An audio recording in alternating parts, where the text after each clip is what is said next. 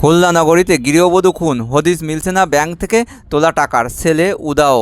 শিউলি বেগম নামের এক গৃহবধূ খুন হয়েছে বুধবার 10 ডিসেম্বর রাত 11:30টার দিকে নগরীর ট্যাঙ্ক রোডের রবিউল ইসলামের বাড়ি থেকে ওই নারীর মরদেহ উদ্ধার করা হয়।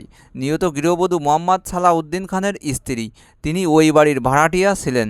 গৃহবধূর ছেলে ওই হত্যাকাণ্ডে জড়িত থাকতে পারে বলে প্রতিবেশীরা জানান। পুলিশ ও স্থানীয়রা জানান, সৌদি ফেরত শিউলি বেগম 10 দিন আগে ট্যাঙ্ক রোডে 2 কক্ষ বিশিষ্ট রবিউল ইসলামের বাড়ির নিচতলা ভাড়া নেয়। একটি কক্ষে থাকতেন শিউলি বেগম দম্পতি, অন্য ঘরের ফ্লোরে থাকত তার ছেলে রিয়াদ। রিয়াদ পেশায় একজন টাইলস মিস্ত্রি। ওই কাজে অনেক কষ্ট হয় জেনে ট্যাঙ্ক রোডের মাথায় একটি দোকান করে দেয় শিউলি বেগম। 1 মাস 10 দিন আগে প্রথম স্বামীকে ছেড়ে মোহাম্মদ সাগরকে দ্বিতীয় বিয়ে করেন তিনি। গত 5-6 দিন পূর্বে নিহত ওই নারী ব্যাংক থেকে 5,75,000 টাকা তুলে বাড়িতে নিয়ে আসেন, যেটি তার পরিবারের সকলেই জানতেন।